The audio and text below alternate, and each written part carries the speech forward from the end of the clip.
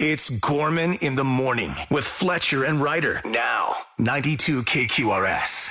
Gorman in the morning on Minnesota's 92 KQRS. Good Monday morning. Quick note about George Harrison. Got my mind set on you. Let's go back to 1963. 5 months before the Beatles do Ed Sullivan. 5 months before they become the biggest American phenomenon ever. Biggest phenomenon in America. Yeah. They were already those guys in England. 1963, in England, they were the biggest thing going. And throughout Europe, they were a year late. It was 64 before they hit here. So during a break in the summer of 63 from Beatlemania, George Harrison took a trip to Illinois.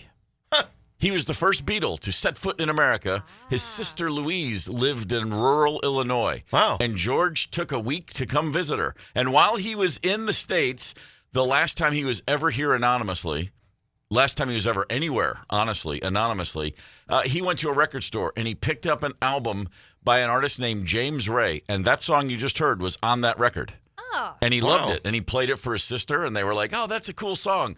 And then many, many, many years later, 1988, he's doing a solo record. And he's like, what was that record I found in Illinois? And he went and dug it. He still had it. And he played it and goes, hey, I'm going to cover that. And that song went to #1 in America. And it was the #1 song in America when the Beatles were inducted in the Rock and Roll Hall of Fame. That's kind of hard to do. Wow. How about that? That's impressive. The last Beatle to ever go to #1 in the U.S. It was that song. Anyway, boom. How's that? Wake up, everybody. I'm just giving everybody a minute to catch up to the flow of things. It is Monday morning. I'm feeling Minnesota, which means right now, Paul Fletcher, it's time for headlines. Almost everyone has played Monopoly at least once in their life. The classic board game is getting the St. Paul edition, and it arrives this Thursday. It's been in the making for over a year, with submissions to Hasbro from locals to give it an authentic feel. Okay. So this Thursday it'll launch, and we'll find out which cultural sites, historic landmarks, streets, etc. will make this version of Monopoly after the game launches on Thursday. It'll be available to purchase online, but of course, it's always better to just buy it locally in person, which you can do at places like Can Wonderland, Cafe Latte, Union Depot, and more. St. Paul Monopoly. My first thought was instead of Boardwalk, you'll have Summit, right? That would be the most expensive. Yeah, probably. Probably. Yeah. That's fair. Somebody much funnier than me posted a picture of themselves at a St. Paul bar and referred to themselves as being in a Minneapolis suburb. Wow. And that's what I'm thinking about St. Paul right now. Man, I used to love a good game of Monopoly. Yeah. All 12 hours of it. Yeah. Yeah, do it right. It could take all day. Instead of the different railroads, they should put different dive bars in on each street. Ooh, I like that. That would be nice. Yeah, man. Are there any good dive bars in St. Paul, or wouldn't you know? There's a Bear S in the Woods. There are great dive bars in St. Paul. All right. As a kid, I always had to have the B&O Railroad. I had to have it for two reasons. It was funny to call it the Body Odor Railroad. Of course. But it was Beatles and Orioles. That was my thing. So I made a big point of always, and I would trade quality properties just to have it. It's like, I don't care if I'm going to lose a game. I have B.O. That was my goal was to get the railroads. Yeah. Like, if you owned all four of them, you were... Yeah, you're a tycoon. Absolutely. I thought we were going to get an update on the cyber attack. Is that still happening? You know what? They took a break from that. They're taking a break from that. In fact, the mayor is going. Carter. Yes, Melvin Carter. Good Lord, I was going to say Mayor Melvin. Like we're besties or something like that. He's going to be at the launch on Thursday of this whole Monopoly thing. So there'll be a public party on Friday for it. Very good. Yeah. Duluth man driving south on 35 Thursday morning had a bullet rip through his door and into his leg, investigators said. Ouch. Oh. Imagine just driving down the highway. Yeah, sure. A passenger in the car called 911 reporting that the shot appeared to come through the driver's side door. Deputies, state troopers, and DNR officials rushed to the area. Responders said they could hear rifle fire nearby. Using drones and searching on foot, they found 3 men on private property along the interstate shooting at a target set up that did face the highway, but it was 1,500 feet away from where the driver was hit. The men are cooperating with law enforcement. The 48-year-old victim was taken to Regents Hospital in St. Paul, and his injuries non-life-threatening. 3 other people in the car not hurt. That's crazy. This is nuts. Yeah, guys, target practice. How about an oak tree that's in a state park that's backed up against a big rock face? Sure. How about that? How about like nothing anywhere near any vehicles or people? Or have a backdrop, like, behind the targets, you know, like you're just saying. Like, Sure. That's what I grew up shooting pucks at net. Mm-hmm. The net wasn't just like at mom and dad's house and Sure. windows, like think it through. Holy smokes. Floodwaters from record-breaking rain forced the cancellation of the final day of the Wisconsin State Fair and submerged roads, fairgrounds, and public spaces late Saturday. Up to 12 inches of rain fell in parts of Milwaukee and Waukesha counties, leading to river flooding and nearly 47,000 power outages. Fire crews responded to more than 600 emergencies, including water rescues, gas leaks, and flooded homes. Fair organizers called off the remaining events, and residents were urged to steer clear of standing water. Well, that's horrible. Yeah. Yeah. Jeez. Not a fun weekend. I saw a video from a friend of mine who lives over there. He's standing in the middle of it, doing exactly what they told him not to do, but he's still there to talk about it, thankfully. Is Bob Dylan recording his 41st studio album? With a few days off last week as part of Willie Nelson's Outlaw Music Festival tour, Dylan and his band gathered in White Lake Studios in Colony, New York, a suburb of the state capital, Albany. The studio issued a statement saying he spent 2 days there last week. We said, quote, "We want every artist and guest to feel relaxed and at home. We've had the privilege of working with many remarkable talents over the years, but this visit was truly special. I'm incredibly proud of our team." That's a spokesperson. I'm sorry, that's a spokesperson from the studio. A spokesperson for Bob Dylan had no comment on the sessions. You know what Bob does? He records songs and then goes and plays live a lot. That's just what he does. That's just Bob being Bob. Yeah, That's the gig. 100%. I mean, by the way, God bless, never once thought, I think I'm going to try movies. I mean, he was in one that I know of, but it's like, he was just like, no, I know everyone's freaking out about me. I'm just going to do this thing forever. And he's never changed course. Yeah. And we still go, I wonder what he's doing. You know exactly what he's doing. He's never done anything else. Yeah, right? Yeah. Word. I know people who've played with Bob Dylan for years and years and years, and I've always like when you get in the studio, what does he just plays you the song? Does he tell you what? And they all just go, no. He's just you hear the song and then you just start playing it, and then at some point it's just you're done.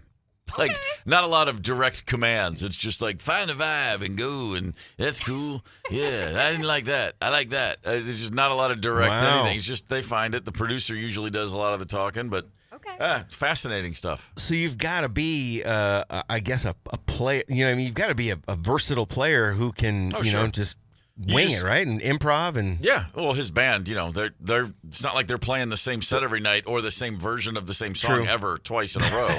It's just good point. Yeah. My buddy Charlie Quintana was one of his. At one point, he had two drummers. In the '90s, he had a double drummer vibe going. 80s and '90s, and Charlie got hired to take over one of the drummer positions.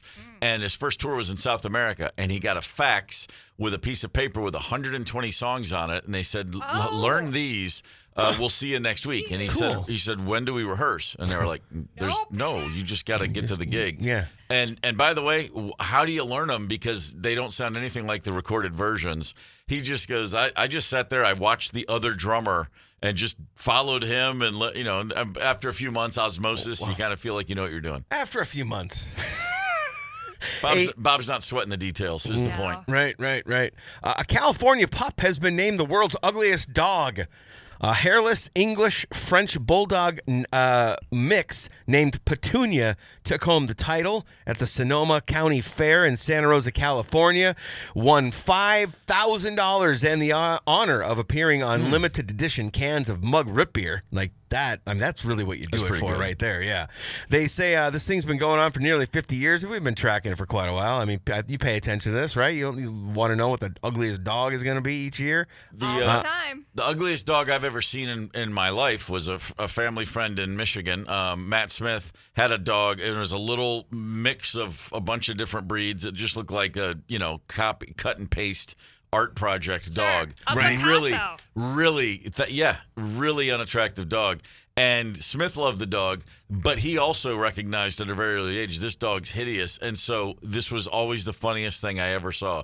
He would pet the dog only wearing a baseball glove. He would put on the glove to pet his own dog. And that never failed to make me laugh. Yeah. This one is basically, like I said, a hairless English-French bulldog mix. Basically I hate to say this, but take all the ugly parts of a bulldog. Sure. Both French and English, and that's what you got. And then you can picture Petunia, the winner of this year. So. I have a feeling that the owners of that dog love to know that it's that ugly. There ain't no hate to say it. I'm looking at Petunia right now, and I think we need to get more ugly dogs in this competition because this dog really isn't that bad other than the weird nipples. Yeah, they are weird. But kind of just has like it looks like the whole face is being pulled down, basically. Yeah, it's rough. It's not by no means the ugliest dog I've ever seen win the ugliest dog competition, though. Got it. So there you go. The 2025 remake of War of the Worlds starring Ice Cube has become an unexpected internet sensation, but for all the wrong reasons. People aren't watching it because it's good. They're hate watching. In fact, it debuted with a 0% critics score on Rotten Tomatoes. I'm not sure I've ever seen that before. It's hard to get everybody to agree on something. The film, released on Prime Video, uses, quote, screen life technology, meaning most of the story unfolds through Ice Cube's computer screen. I hadn't heard about this. I fired it up this morning. I watched like 5 minutes of it while I was sitting here getting ready. It's really, really hard to watch because you're basically looking at Ice Cube through a screen monitor, through a Teams meeting. That's the movie. Like it's brutal. There are a few times where it clicks away from it, but not much in what I saw. Viewers are calling it the worst movie of the year, and that's exactly why so many are tuning in. The reviews are both brutal and hilarious. Tons of memes coming out of it as well. Can I give you guys the best comment I saw? Sure. My grandmother, who has been in a wheelchair for the past 3 years, found the strength to walk, and she snatched the remote from me and turned it off. Then she proceeds to grab a gun, and she shot the TV 3 times. Wow. This movie is so powerful, and I'm so grateful that it helped my grandma walk again. Did you ever see a movie called Locke, Locke? Tom Hardy. The entire movie is he's in a car. Yeah, okay. Taking cell phones. Never watched it. He's making Bluetooth calls while driving overnight in England. It's like one straight line of time. Okay. And he just receives a bunch of phone calls. Right. And I can't believe I'm saying this. It's pretty darn great. Okay, I was going to ask, play or pass on that. Granted, I watched it on a plane, so you got to take that into consideration. You're stuck. Because I like everything on a plane. Tom Hardy's also very good. He's great. Yeah. Can't take your eye off the guy. There was that one phone booth one, too, with Colin Farrell and the guy Kiefer Sutherland. And that dude, that's it. Comes to bat in the 11th inning in a tie game. Taking 90 feet that maybe isn't there. That's well hit, right center. Yastrzemski turns at the wall, and it's gone. And Luke Keeschel continues to be an impact bat for the Minnesota Twins since coming back from the injured list. And has a walk-off hit. Walk-off. Game. It wasn't a walk-off hit. It was a walk-off home run, dude, to right field. Right? He pushed it right. And he did say, I don't know how many home runs I've hit to right field in my career, but that's the first one where I knew it was a home run. Nice. You know, that's pretty good. I guess we are going to have to break his arm every season. It's really, really helpful, apparently. The Minnesota Lynx beat the New York Liberty yesterday. Nice. Dejounte Carrington, nice job. Since she came over from Dallas, she's been a true spark plug. She had 15 points off the bench, 8 in the third quarter alone, 6 rebounds, 3 assists, 2 steals. That's a huge pickup. The Minnesota Vikings played football on Saturday, everybody. Yeah. Go figure. It went. I freaking missed it. But it was like 5 o'clock. No, it was like 3 o'clock. 3. I told you to set the reminder because it was a goofy kickoff time. No, that I know. That's what I'm saying is that at 5 o'clock I went, damn it. It was 2 hours ago. Yes, I was so mad. J.J. McCarthy, 12 snaps. He led the team down the field for a field goal scoring drive. 4 of his 7 passes were completed. He did run 8 yards to pick up a first down. And if you watch that play, here's the one thing to take away from it. He made the decision to run the instant he recognized the blitz was coming and he didn't have time. A lot of people where they are in his career, there would have been that split second of do I run or not. He knew exactly what to do. Good. It was just right away. I was like, okay, I'm liking it. Rondale Moore just joined the team, wide receiver. He's been injury plagued after coming over from Atlanta. He missed all of last season. His first punt return, he's brought in as a punt returner and the 4th receiver on his first play in over a year. A horrible knee injury. This is a kid who, while he was at Purdue, was an all-world athlete, amazing talent, and he's just had injury after injury after injury. It is rough. And finally, speaking of injuries, don't watch a lot of NASCAR, but I love to watch the celebrations, like when Connor Zilch won the Watkins Glen International in New York, his 6th win of the season. I've never heard of this kid before, but now I know him because he's the guy who was celebrating his win, and then this happened. 7 career wins. Let's go down to Mobile One Victory Lane, Dylan. Oh, he went down on the cage stand. Oh, my gosh, he fell.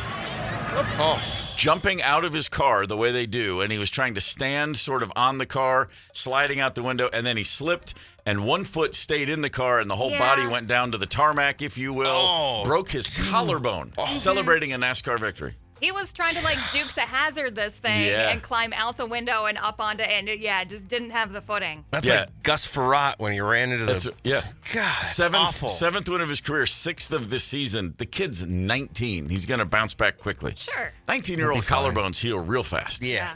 Sure. Hey, Becker, Minnesota. What's up, Becker? Morning, Becker. I just spent a little time over the weekend with a buddy named Jim Becker. He is not from Minnesota. He has no connection to that town. He's never been. But it warms my heart to see the word Becker. Gorman in the morning. Coming right back. 92 KQRS. Streaming from 92KQRS.com. Gorman in the morning is back. 92 KQRS. Gorman in the morning on Minnesota's 92 KQRS. This is a Monday morning, which means we have a Monday morning mixtape to put together. All right, here it is. You're driving in traffic. You get cut off. An egregious bit of driving malfeasance. And then, of course, you're going to catch up to the guy eventually. You roll your window down. What song do you have playing as a message to tell the other guy off? That's the Monday morning mixtape. What song comes to mind as you're going to catch up to him?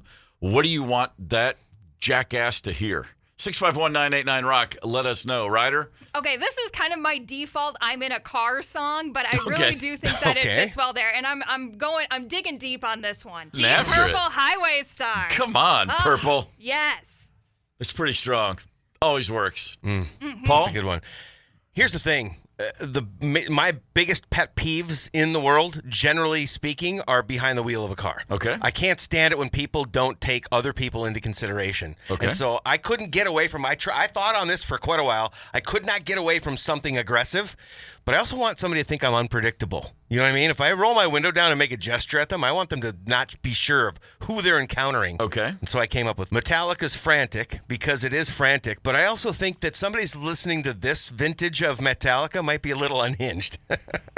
Wow. Yeah, I'd say so. I can see that. Because most people are listening to different Metallica, not Saint Anger. Okay. Yeah. No. Wow. Saint Anger? You pulled something off of Saint Anger? Exactly. Oh That's what I mean.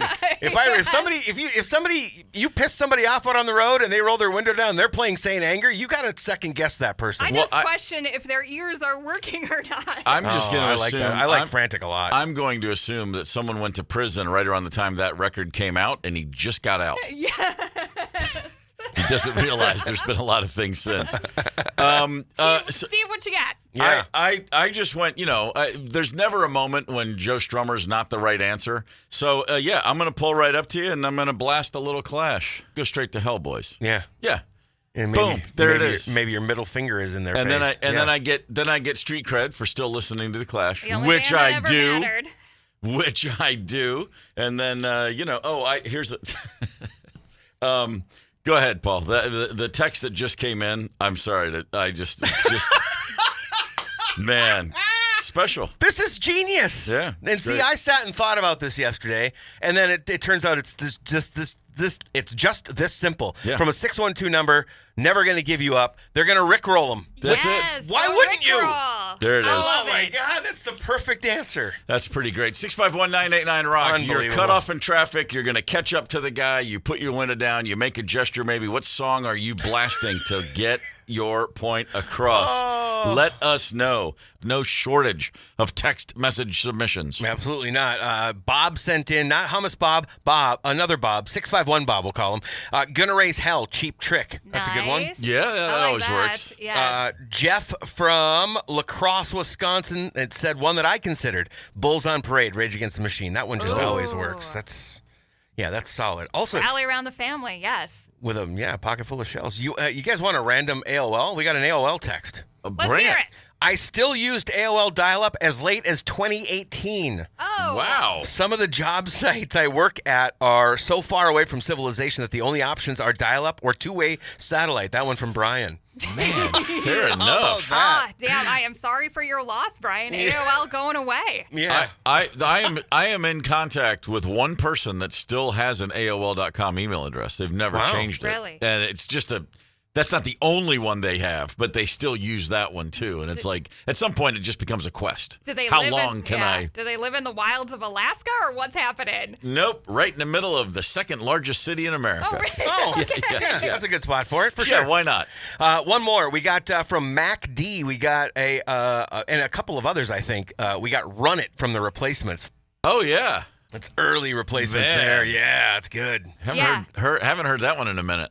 And just in case you never did the obligatory time in Uptown after college, Lyndale and Garfield are not references to presidents, but to streets in Uptown. That's exactly right. Yes. That's exactly what they are. Keep them coming, 651-989-ROCK. Let me ask you a question. Okay. Looking back on our lives, your parents ever do anything that you still scratch your head and go, what in the hell were they thinking? Even if you know even if they thought they were doing the right thing by you, was there ever a time when you look back now and go, I can't believe they did that? And if it didn't happen to you, do you know a story like that? I'm curious because my mind is boggled right now. That's what I'm trying to say. Yes. I'm so flustered. This one's getting under Steve's skin. Yeah, boy. And again, I understand, like, you love your kids so much you hate to see them go, but a story came out. A woman has shared her family story, her husband's story, I should say.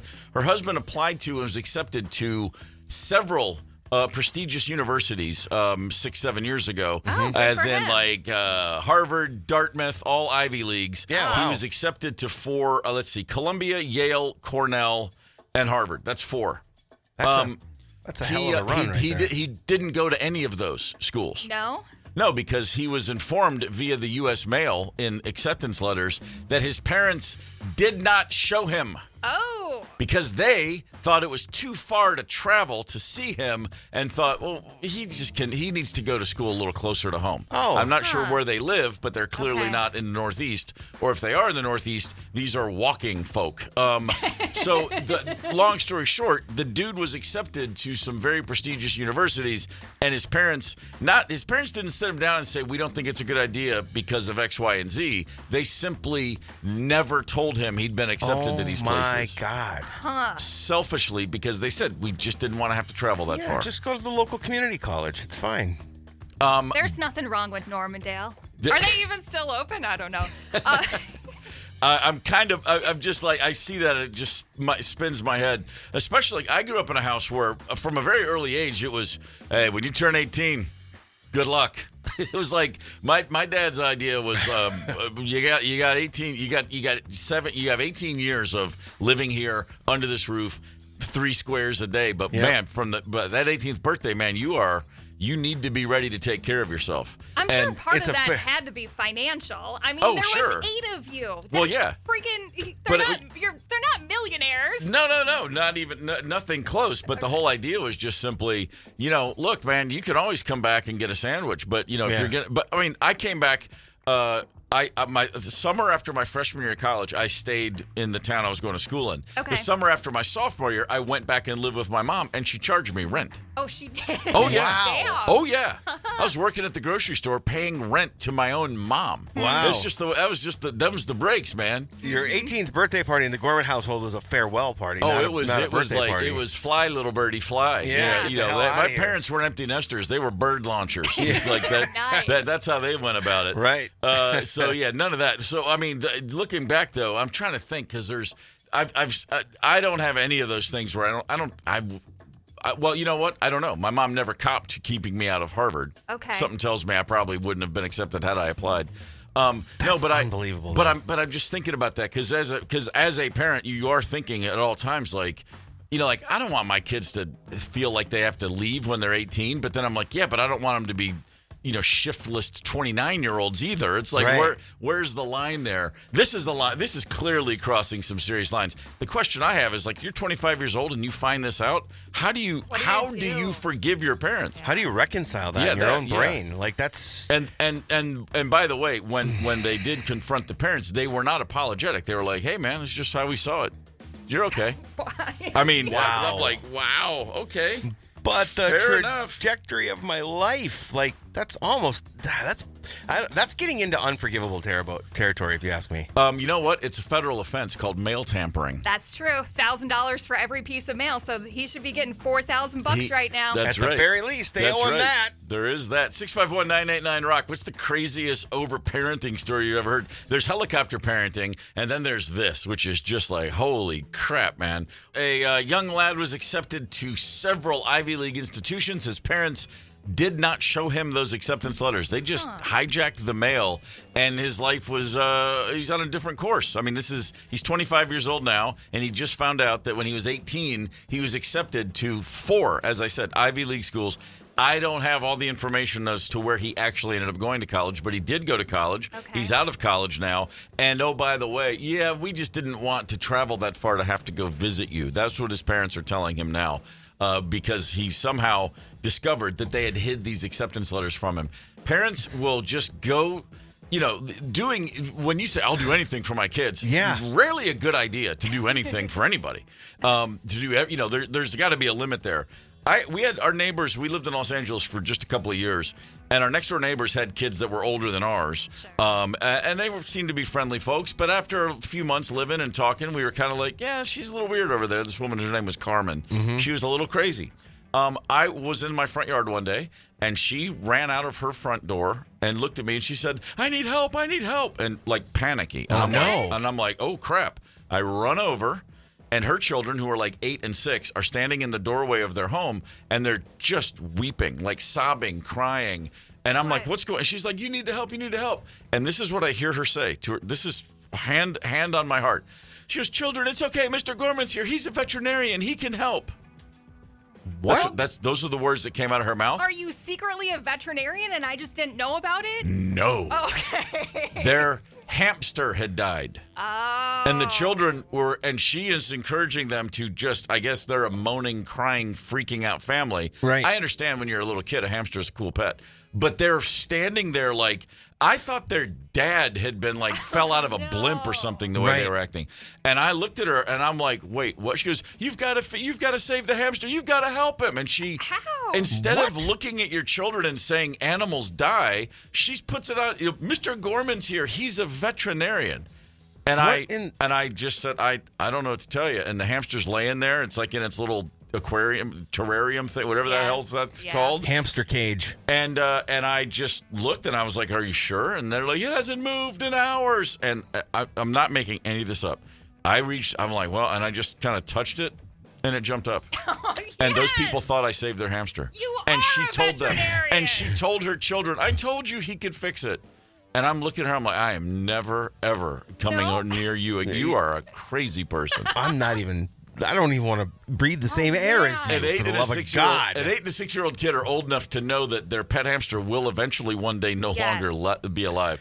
If they don't, they should be taught that very valuable lesson by their parents. If they don't, crazy. Get them some tortoises because they live for 120 years. That's exactly right. They will never die on your children. The answer, really, if you want to keep your kids in a fantasy world, that's right. The tortoise industry has got a suggestion for you. Here's a way to not ever have to deal with loss. Man, oh man. At least from one perspective. Gorman in the morning. Coming right back. 92 KQRS. Streaming from 92KQRS.com. Gorman in the morning is back. 92 KQRS. Joining us in studio, Ben Katzner, a very funny gentleman who is at Laugh Camp Comedy Club August 15th and 16th. Hey, that's this weekend, 8 p.m. both shows. Ben, good morning, sir. Hello. Thank you for having me. I appreciate you guys having me on.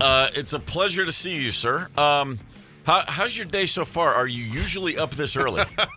See, I feel like you're trying to get me because I'm a comedian. I probably get up a little later. I would imagine. But yeah, no, not even close. I would say give me another hour, I'd be up. But okay. I showered for you guys, so that's something. Wow. Very much appreciated. Yeah, I feel good about that. Yeah. So I'm excited to be here. Working it. So you are a Minnesota man. You're in Albany, Minnesota. What's happening in Albany? What have I missed out by not being to Albany yet? Are you telling me you don't subscribe to the Albany Enterprise? You don't have the not yet. newspaper there? We'll see how this interview goes, and then okay. you got a lot riding on you. Wow, yeah, the fate of my home city. Yeah, Albany's great. It's got a lot of good people. It's got a lot of interesting people. Mm-hmm. Honestly, it's not much is happening there, which is why I don't live there. And right, but I will say, like my family still lives there. I got a lot of friends there. Good people there. Yeah. You just got to go other places if you want to. I don't know, like go to a Walmart or see a movie or something. Oh, sure. Wait, yeah, I get that. Ben, what's the population of Albany? Because it's like off 94, right? It's off 94. You'll know it by either the Golf Course or the Dairy Queen. Those are our two big things. Yeah. The population is probably around 3,500 maybe, so it's less than 5,000, I think. Wow, okay. Yeah, still. Yeah. Yeah, I grew up in a small town, but it's like 30,000, and I think of that as a small town. But you are from a legit small town. Yeah, 30,000. I don't even know. Was that on Mars? Where is that? That's like the future? I don't even understand what that is. 2,874 as of 2024. Wow. We lost I was actually going to we lost some people. It's not enough people subscribing to the newspaper. Yeah, probably. that's tough. That's tough. So, as a kid, growing up in Albany, at some point, it probably occurred to you, comedy's kind of cool. I mean, what age, when did it start to form a thing in the back of your head, like, maybe I want to do that? I'm going to tell you right now, this is kind of embarrassing to admit as a comedian. I didn't start watching stand-up until I was, like, much older, like college age probably. Okay. Wow. So, but early on, I remember watching, like, Cheers reruns with my dad. I watched, like, remember Taxi, that show, like all those shows? So I liked funny shows. Got it. And then later that turned into, like, SNL and Mad TV. Sure. And then Chappelle's Show and all that sort of stuff. So I loved, whenever we weren't, I don't know, just running around causing chaos for our parents, I would feel like my goal was to make my older sister laugh at the dinner table. So I think that kind of started. Yeah. So my day would be good if she was like shooting milk through her nose at the dinner table and everyone was mad at me. So that's where it all started, I would say. Okay. Yeah. And so, so you were in college age before you started thinking about stand-up. The first time you did it, was it like an open mic night? Was it on a dare? What led you to getting up into a room full of strangers instead? Because that's a daunting thing. I would say an undue amount of confidence for no reason, right? Yeah. The audacity to think that a room full of strangers should be listening to me is hilarious. Yeah. But you should do that this weekend at Laugh Camp. Please come do that. But I will say, it was a dare. My friend Bryce Anderson, we were just good friends from high school. And he basically was like, I bet you won't do it. And I was like, that's the number one. If you want to get me to do anything, bet me that I can't do it. And whether I can or can't, I'm going to try, So that's where it kind of came up. And then the first time didn't go too terribly. Right. And so I was like, I guess I should be famous, right? I guess I should just do this for the rest of my life, I suppose. I should invest every dollar I have into this. So here we are, like 11 years later. You have yet to burst into flames on stage, so you're doing pretty well. Yeah. We're doing okay so far. Ben Katzner's in studio with us on Gorman in the Morning. Laugh Camp Comedy Club this weekend, Friday and Saturday, 8 p.m. both nights. You're also you were hired as an MC at Acme, so you're true. You're a busy man. I'm around. You can find me. If you don't like me, it's a tough time to be a Ben Katzner hater, all right? Because I am around, all right. I'm in everybody's face. I'm a newly hired MC at Acme.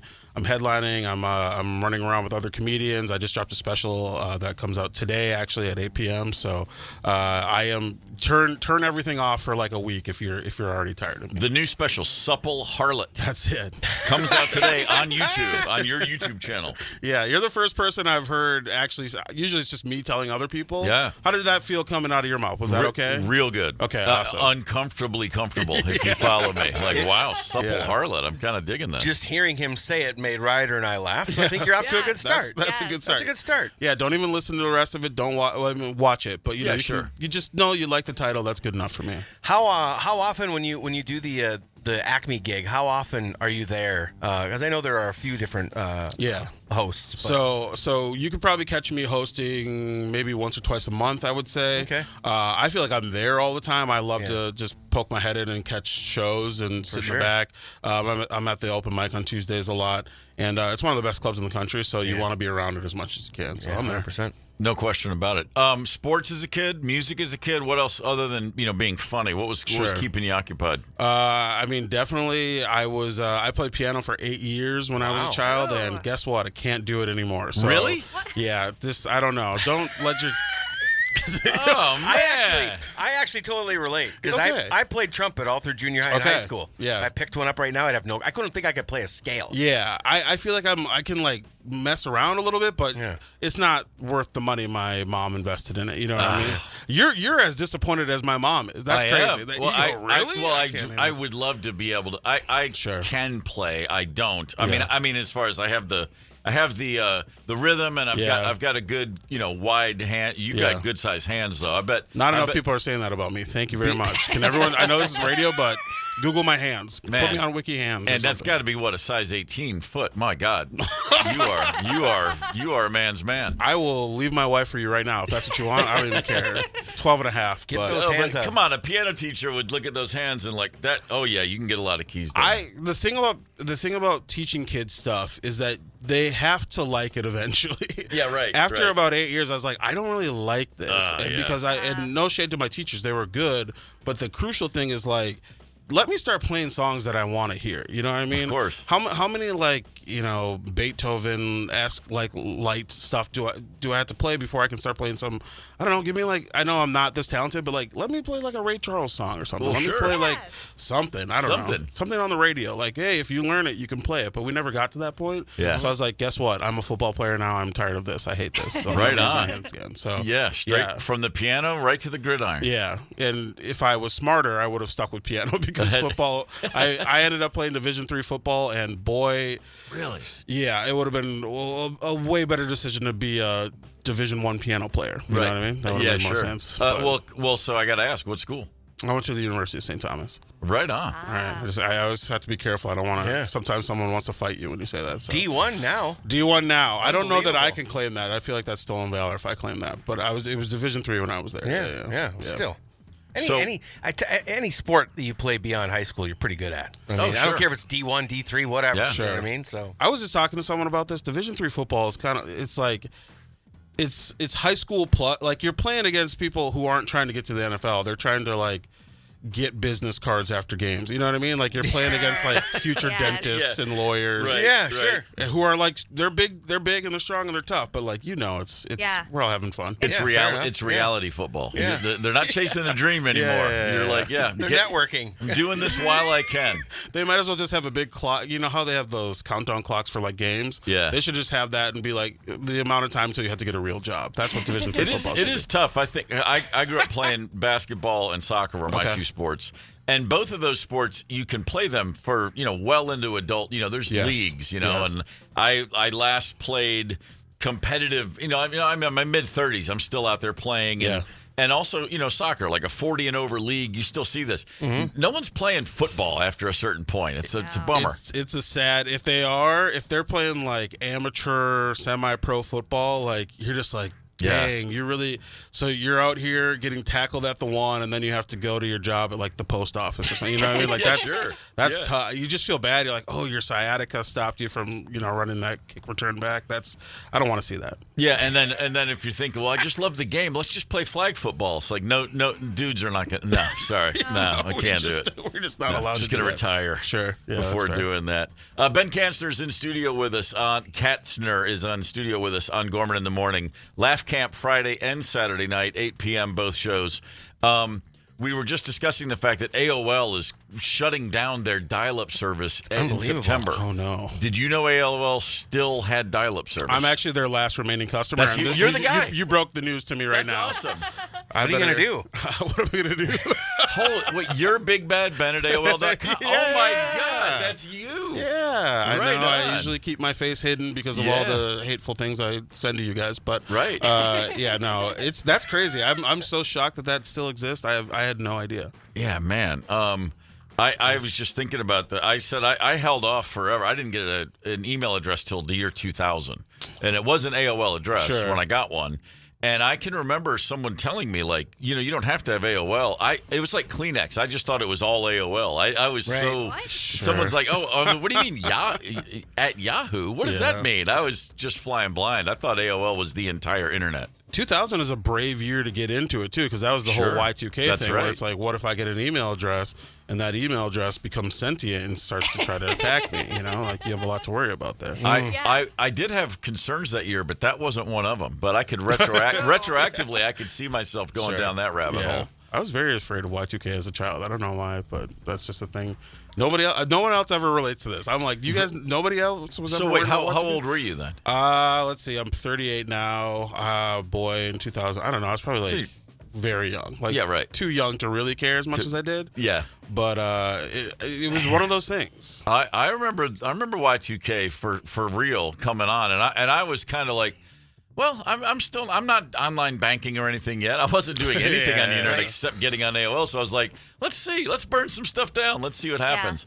And then I remember watching, and what Y2K, my wife and I were home. She was pregnant, so we did not go out for New Year's Eve. We were just sitting at home, and I was watching London, England had midnight, and the fireworks. It was on TV, and I was like, well, they seem like they're okay. Yeah. I think we're all going to make it. Yeah, I haven't thought about Y2K in forever. Yeah, New Year's Eve of Y2K, I went and bought a 911 Turbo, and then I had to return it because the world didn't burn down. So, yeah, that's good thinking.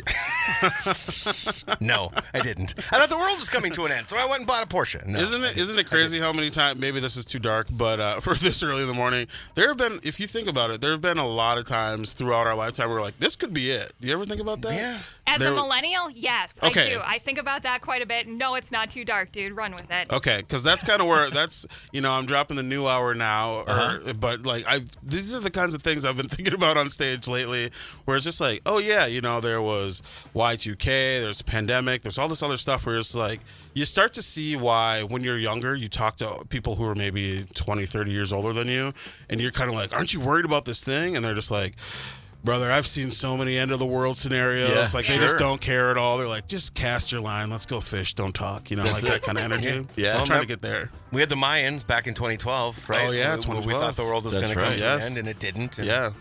Well, it almost did once everyone went and realized that Hollywood could make movies that bad. Poor Cusack in that 2012. It's like, dude, you coming off the bench for this crap?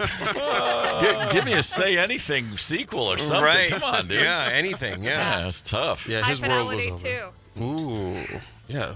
What's that? I'm sorry. High Fidelity Part 2. Oh well, yeah. That's a no-brainer.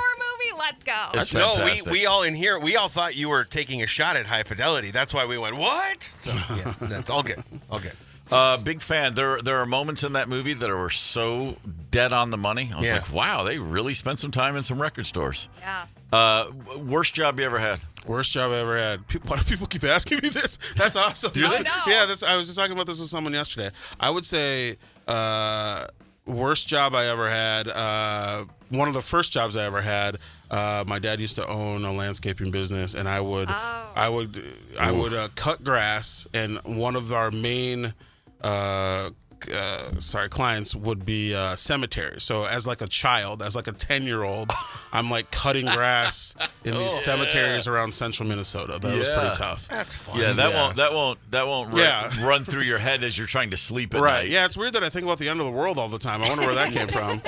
But you're just trying to mow the grass. You're like, we got to get there early. I don't want to be there at sundown. I don't want to know what happens at a cemetery while I'm push mowing around someone's grave. Yeah. I had a landscaping gig right after I graduated high school, and I worked with this company for 2 weeks, and it was the hardest I had ever or have ever or will ever work. And they let me go because they said I just wasn't pulling my own weight. And I was like, and it was me. I was out there with like a bunch of men. Like I was 17, and all these guys were like 30, 35, and they could dig a hole so I was like, how are you doing that so fast? But every day I would get home, it was right after I graduated high school. I would be, and I'm still like, I'm in great shape then. I would be dead. Yeah, it's very and after 2 weeks, the guy's like, hey, man, you're just not cutting it. I'm like, what are you I couldn't possibly do more.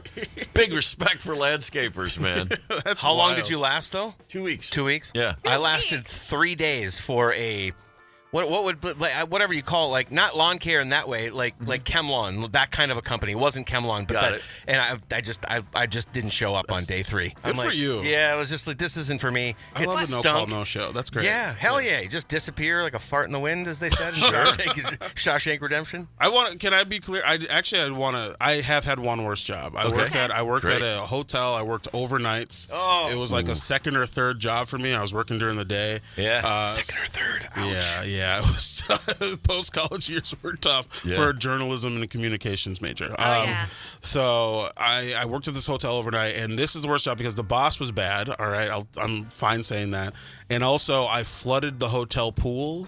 Attaboy. Because they just never really taught me how to do anything. So I was like, I guess I just do, you're just like hitting buttons and whatever. Yeah. Throw some bleach in there or something. I don't know. So if you ever see me, I'm just going to say this right now. If you ever see me behind the desk at a hotel, stay out of the pool. All right. That's just my advice for you. But that was easily the worst job I've ever had. Yeah. Right on. First concert you ever saw? First concert I ever saw, I want to say it was probably Korn. Really? Yeah. I'm proud of you, man. I love Korn. Yeah. Okay. They put on a good show with the bagpipe. Thank you very much. I appreciate that. Still do, actually. Yeah, Korn rules. I still listen to. I think I might go to like Deftones coming up. I think I might have missed it. But Nope, it's coming. Okay, so I'm trying to get back into some of these bands, right? But I think Korn might have been one of my first ones. There's this band that no one's ever heard of called Mindless Self-Indulgence that I think that was one of the early ones, or Seven Dust. I think it's one of those 3. It was very new metal-y back in the day. Yeah, Seven Dust was legit. Yeah, very new. Yeah. That's you got some street cred with the new metal kids over here, man. Yeah. It's funny. Nowadays, you'll see kids like very young, like 17, 18, 20, whatever, like wearing Slipknot shirts, and I'm like, do you understand? That's my culture, And then they're like, what's wrong with you? This old man just came over to this. Some old guy pretending he knows what Slipknot is. Yes. I remember Mindless Self-Indulgence. They were wild. Yeah. They were, they're like a group of, one of the, I think the bassist is married to the My Chemical Romance guy, which I just found out recently when I was going through a little rabbit hole. But the music is insane. It's like techno, punk, whatever, industrial stuff. Yeah. And that was my first foray into like, this is the wildest stuff I've ever heard. I don't know if it's good or not, but I know it's wild. You could maybe adopt the front man's name. I'm sure he's not doing it anymore. You could adopt it as your new stage name, Jimmy Urine. Jimmy Urine. Jimmy Urine, front man for Mindless Self-Indulgence. Wonder if they need a piano player.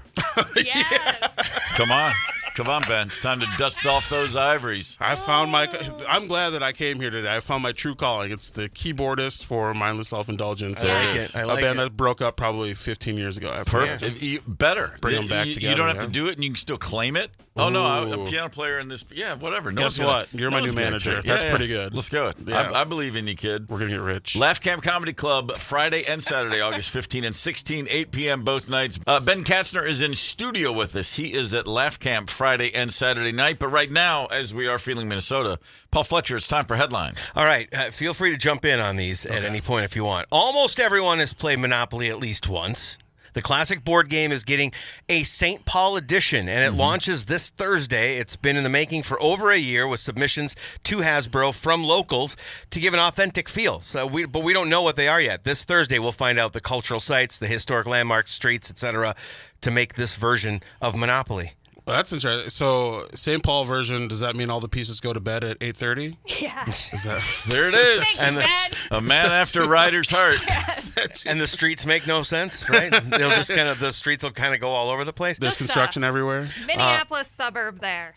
Yeah, right. Monopoly game in the Katzner household when you were growing up? Oh, just violent. Just rage-filled. After it. It didn't teach me, it's one of those things where it's supposed to teach you like financial responsibility. It just taught me hate your neighbor, just hoard your wealth, hate your neighbor. That's what Monopoly taught me. I grew up in a house there was 8 of us, 8 kids, 6 boys. So any game, Monopoly, Uno, jacks, any game at all. It ended in fisticuffs. Barrel of monkeys. Just no, exactly. And trust me, you're like watching. We couldn't watch Gone with the Wind without a fight starting. Mom would. It's a classic, kids, and then there's this, throwing hands 2 minutes in. You have a group of people playing a game, fighting each other, and then you have a group of people waiting to fight the people who are already fighting each other. Exactly, because there's too many kids to all play at once. Yeah, and then you're gauging the fight by he's being weakened. I'm going to fight him. You're making a smart choice for the second round. With the brothers, you could have done like tag team Monopoly, tag in. All kinds of things. We did it all. And by the way, it'll be available all over locally. If you want to just purchase it online, you can. I've got a link up on our Instagram and Facebook at 92KQRS, but also you can find it locally if you want to just get your hands on it. How about this? We touched on it a little bit, but a cultural icon that helped shape Gen X and older millennials is going away. AOL is shutting down its dial-up internet service after 34 years. Once a leader in the early internet era, the service, which connected modems through phone lines and one time boasted millions of customers, even as late as 2015. AOL had more than 2 million dial-up customers in 2015. That number has since dropped to the low thousands, and the service is going to be discontinued September 30th. What are you going to do, Ben? What am I going to do? I'm just going to hope and pray that my picture of Pamela Anderson finishes downloading. You know what I mean? Like, I just feel like, it's worth the wait. Yeah. Trust me. I started in 94, and it's almost there. I know we're getting pretty close. Elwood Edwards, in case you're wondering, that was the You've Got Mail. That's the guy's name. Oh, wow. And there was a story about a year ago, 2 or 3 years ago, he was an Uber driver in Cleveland, I believe. And people would get into his car, and occasionally it would come out, and he would say it to you. You've got mail, and it's that guy. Go figure. I like that he's still around. Yeah, it feels like he should never have to work another day in his life. He did sign a bad deal with the label, as they say. Dude, you really should have gotten some back end on that one. Yeah, that's tough. Absolutely. At one point, arguably the most well-known voice on the planet, I would imagine. Sure. Last but not least, really quick, it looks like the rumors are that Bob Dylan may be in studio working on a 41st album. He and his band were in New York at a famed studio, White Lake Studios. And so the rumors coming out is that album 41 is in the works. I just feel like this is the one I'm finally going to say what I'm trying to say. This is going to be the one. This one. I feel like he said a lot of things. I've been trying to get it all together, and now I think I've lined it all up. Yeah, go for it, Bob. Yeah. I'm a sucker for anything Bob Dylan does. Gorman in the morning.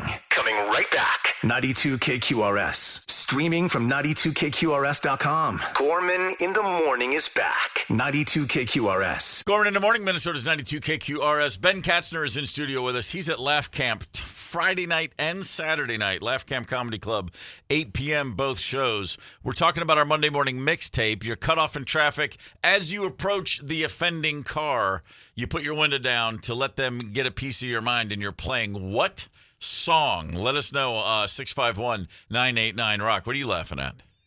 I'm laughing at a text from John. He just sent in My Balls by Snot. Okay. Is this a real song? I need to find so. this. Oh, My Balls by Snot? Na. Because I know the song My Snot by the band Balls, but I don't know this one. Oh, this is a me and Ben Katzner pick because they're a new metal band from Santa Barbara. All right. Oh, yeah. Definitely no Snot. I just don't know the song My Balls. Yeah. Na, Kiss 'Em Goodbye by Steam is another one that came in. Yeah. All right, Ben, what comes to mind? You've had a minute to think about this now. I've thought about this a lot. I've turned this a lot over in my head. I'm going Baby Shark, okay? Oh my God. This is me. I'm rolling the window down. Yeah. I'm not smiling. I don't even have a kid in the car. Crazy eyes? Yeah, I got the crazy eyes. I take the glasses off. They're just like, what's going on here? It's Baby Shark everywhere. I get, not having a kid in the car and listening to that, that is going to give someone a pause. Also, I should say I'm holding a weapon, too. Yeah, just in case the song isn't enough. Yeah. I do have a That escalated quickly. Right. Okay, which weapon? Well, I don't want to like incriminate brass myself. Knuckles or throwing stars. Yeah.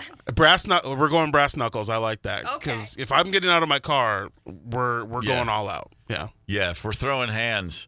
Ever been in a bar fight? I've never been in a bar. You know what? People don't fight me in bars because they always think I'm the bouncer. Like if I'm by the door, okay. I get an ID handed to me and they don't want to disrespect me. So people usually leave me alone, and then I hang out with a former football player, so I used to hang out with a lot of like offensive linemen. That's what I played. So no one ever liked to bother us. Yeah. I've been okay in that. Also, nobody else is gonna pick a song for this thing. I just had to put Baby Shark up there. We did ours. I missed it. We did ours hours ago. I thought you just hung me out to dry, and now I'm just like, hey, Ben, I hate to burst your bubble. The show doesn't start when you get here. Okay? This is not the Ben Katzner show. We were here 2.5 hours before you woke up, son. I too, I'm tall and I just stand there and I can look like I'm a tough guy. So people generally aren't going to mess with me. I'm no fighter. Yeah. I have been in a few scraps. I mean, I know that if the bell rings, I know what I need to do. You got some meat hooks on. But I'm not. Yeah, but I'm not necessarily looking for trouble. The one time, there was a brief period of time in my life when I was challenged routinely. And it was because I bought at an AmVets for $1 a windbreaker. Okay, and on the back it said Mableton Boxing Club State Champ. Yeah. And I would wear that, and people would you think you're tough? It was a signal. Hey, redneck, this guy wants to fight you. Sure. I'm like, I'm wearing a jacket that says I'm the heavyweight state champ from a boxing club, and now you want to fight me? Like, right. what? I was like, what is that? But it's just one of those things. Late at night, people, look at that guy, thinks he's tough. I'm like, no, it cost me $1. Did you ever lean into it? And you're like, yeah, actually, you know what? State champion, let's go. No, not a chance. Okay. No, I was told early in life, like, never. It sounds weird when you hear it, but one of my brothers told me, never fight a stranger, which means only fight someone you know. But he goes, never fight a stranger. And I was like, what do you mean? He goes, you have no idea. No clue. You don't know what someone knows or what they have in their pocket. Like, I don't care what anyone does in a bar. Don't do that. And I was like, yeah, that really does make sense. Because, the karate man who bleeds on the inside, he doesn't look like a karate man until he starts getting all wiggy with it. I love the idea of your brother actively having you in a headlock, being like, never fight a stranger. Absolutely. Of course. Yeah. Fight stays in the house. That's right. Right. Yeah. No, all the lessons came with physical contact as well. Course. Like, hey, I got to shave. Can you show me? Hold up. Show you how to shave. Like, thanks, you only man. had two paths growing up. Is either you're going to grow up to be someone like with a sense of humor who like to entertain people and have a good time, or you were going to be Batman. That was pretty much it. Like, it was just like you. So now that you put it that way, I think I chose wrong. I know. That'd be kind of cool being Batman. Damn. And then we're doing the show with Bruce Wayne. Oh, come on. Well, my very first band was called Alfred and the Stately Wayne Manors. Oh, yeah. I like that. True story. That's awesome. This is before the Batman. This is 40 years ago. This is before Batman was cool. It was even cooler, if you catch my drift. Was it, though? Not really. Not really. Ben Katzner, Laugh Camp Comedy Club, Friday and Saturday night, 8 p.m. both nights. And today, Supple Harlot. I'm going to say that again. Yes. Supple Harlot. The new special on his YouTube channel. Yeah. I look forward to watching that, sir. Oh, I want a video of just you saying that over. That's my ASMR. That's my meditative state. Yes. Supple Harlot. Yeah, it's Supple Harlot. Thank you. God, that's Do beautiful. one of your accents, like British. The password is Supple Harlot. Nah, mate, Supple Harlot, come on in. You got sharp teeth like a dingo. This is incredible. Listen, I will send you the audio later, Ben. Don't worry about it. It's coming. It's coming your way. Ben, thanks for hanging out, man. Thanks for having me. Waking up early and making a show of it. Nice job. You're incredible. This is so much fun. I'd love to come back. Everyone's great. Thank you, everybody. Go see Ben Friday and Saturday at Laugh Camp. You will enjoy. I can't guarantee you'll feel supple, but you'll enjoy it. You will be a harlot. I can give you at least that much. Cheers. Thanks, Ben. Here's your last word. Ever lose your keys? Yes. Or your wallet, Yep. or even worse, back in the old days, a piece of paper with a phone number on it. Oh, boy. Oh, these things will haunt you forever. Mm-hmm. But imagine the plight of James Howells. Who is he? He's no relation to Thurston Howell. James Howell is an IT worker in Newport, Wales.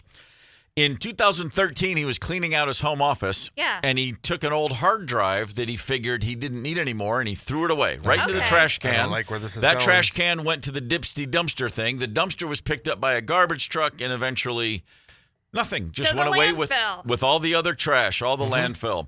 Later, it occurred to him, I think that's where I had my Bitcoin. I was just going to say that. Well, 8,000 Bitcoin he had since 2009. He threw this thing out in 2013. Okay. By 2025, that hard drive is estimated to be worth $950 million. Yeah. And he has spent the last decade plus relentlessly campaigning for an opportunity to dig up the landfill in the town in Wales where he lives. Wait, they won't just let him go hunt around the landfill for this sucker? The city is like, sorry, man, there are environmental risks and legal barriers. He proposed using AI, robotic dogs, environmental teams, and he even said, if I find it, it's worth basically $1 billion. I'll give you $250 million. Oh. And the town said, nope, sorry. What? Wow. The environmental damage from digging up a landfill that has just been pressed down and settled, and there's hundreds and thousands of tons of garbage on top of this thing wherever it is. Right. So basically, this year, after 12 years, he has given up. He just announced, that's it, I'm out. They're not going to let me. I'm giving up the fight. For 12 years, he's been thinking about that's no different than winning the Powerball, and on your way to signing it, you tear it in half. Yeah. Right. I mean, think about that. Yeah. So next time you lose your keys, it's still going to suck, but it ain't going to suck. You know what I'm saying? Yeah. Holy cow, that'd be tough to get to make that claim. Be all right, really, I'm done. Like really that's tough. just really tough. Tomorrow on this very show, Gorman in the Morning, we will be playing WTF, Wisconsin, Texas, Florida, Fletcher's Addiction, as well as we'll rock out with some speed tracks, which are always fun. Those are fun. But in the meantime, what's coming up next, Paul? I got a 4-pack of tickets to World of Outlaws. Going to go commercial free around 11:45. And just after 10, I got a song about vulnerability and emotional manipulation. But you've probably never really thought about it that deeply. You've just turned it loud and rocked out. Wow, vulnerability and manipulation in the same. Yeah, that's like a double scoop of ice cream. And a song that sounds good loud. Fair enough. All right, we'll keep it right here on Minnesota's 92 KQRS. Gorman in the Morning is also Gorman on the go. Get the 92 KQRS app and stream live or catch the Gorman in the Morning podcast anytime. 92 KQRS.